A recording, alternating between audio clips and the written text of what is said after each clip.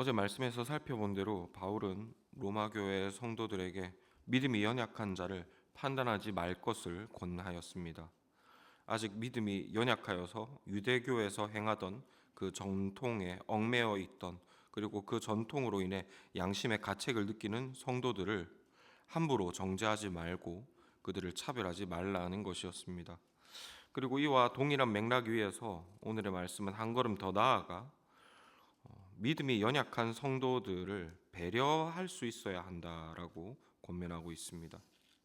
그리고 여기에서 연약한 성도들을 배려한다는 것은 그들의 연약한 믿음의 기준에 맞추어 그들의 불필요한 얽매임에 우리의 삶을 맞추어 준다는 의미입니다.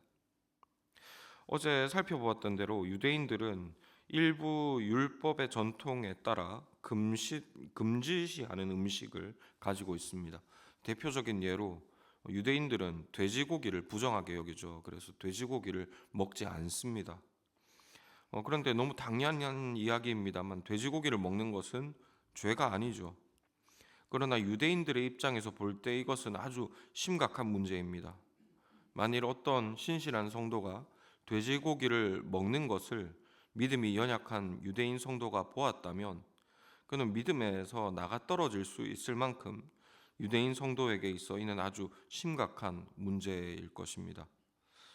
그만큼 저들에게 있어서 그 전통을 따르는가 아닌가는 하나님을 섬기는가 아닌가, 경건한가 아닌가의 문제로 받아들여졌다는 것입니다. 이것이 물론 잘못된 기준입니다.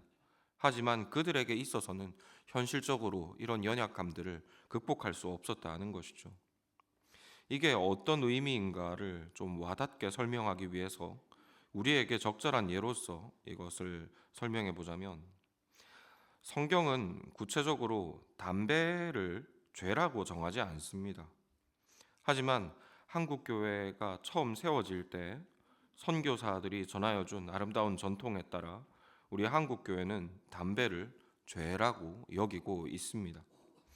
그런데 세계 모든 교회들이 우리와 같은 이런 전통을 따르지는 않죠. 그 한 가지 예로 우리에게 개혁 신앙을 전해 주었던 네덜란드 화란 교회죠. 화란의 개혁 교회는 아주 개혁적이고 아주 경건한 교회임에도 불구하고 담배에 대해서는 관대합니다. 어느 정도로 관대한가 하면 목사님과 성도님들이 설교 후에 함께 맞담배 피우면서 묵상 내용을 나눌 수 있을 정도로 이 화란 교회는 담배에 관대합니다. 그들에게는 담배가 전혀 이런 신앙적인 흠이 아닌 것입니다. 하지만 그렇다고 해서 목사가 어디 네덜란드 신학 배워왔답시고 우리나라에서 목회를 함에도 불구하고 자신에게 말씀을 받아야 하는 성도들 앞에서 드러내놓고 담배를 태운다고 해보겠습니다. 과연 이것이 믿음 안에서 자유라고 할 수가 있겠습니까?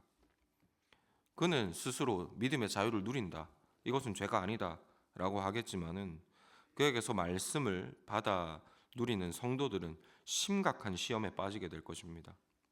하나님께서 이 일을 네가 죄를 범한 것이 아니니 믿음의 자유를 누린 것이니 죄가 아니다라고 좌시하시지 않으실 것입니다. 비록 성경은 담배가 죄가 아니다라고 말하지도 않고 죄라고 말하지도 않습니다. 하지만 지금 우리의 신앙과 우리의 믿음의 전통에 비추어 볼 때 누군가 교회 안에서 담배를 드러내놓고 태우는 것은 형제를 실족하게 만드는 죄가 될 수밖에 없는 것이 우리의 현실입니다. 실제로 이와 같은 이유로 한국의 신학생들이 네덜란드 신학교에 유학을 갔을 때 네덜란드 신학교의 교수님들이 한국 신학생들이 시험에 빠지는 것을 염려하여서 그들 앞에서 담배 태우는 일을 삼가했다는 이야기를 들은 적이 있습니다.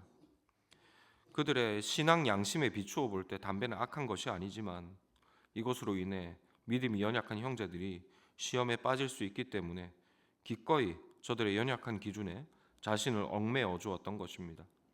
왜냐하면 본문 15절 말씀과 같이 그 연약한 형제를 위하여 그리스도께서 대신 죽으셨기 때문이죠. 그리고 이와 같은 배려의 태도는 우리의 신앙에 동일하게 적용되어야 하는 것입니다. 이런 배려는 믿음이 성숙한 자, 복음을 더 잘 아는 자에게 더 많이 요구됩니다.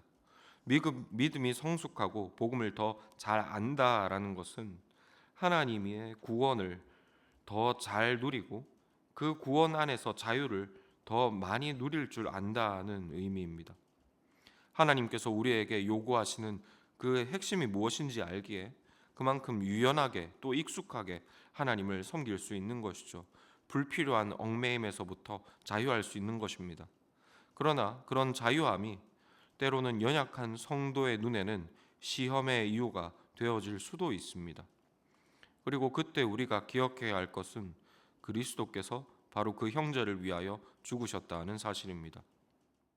그렇기에 물론 그것이 죄가 아니라 할지라도 우리의 신앙 양심 안에서 그것을 누릴 자격이 있다 할지라도 그리스도께서 자격이 없어서 우리를 대신하여 십자가에 못 박히신 것이 아님을 우리는 잊지 말아야 할 것입니다.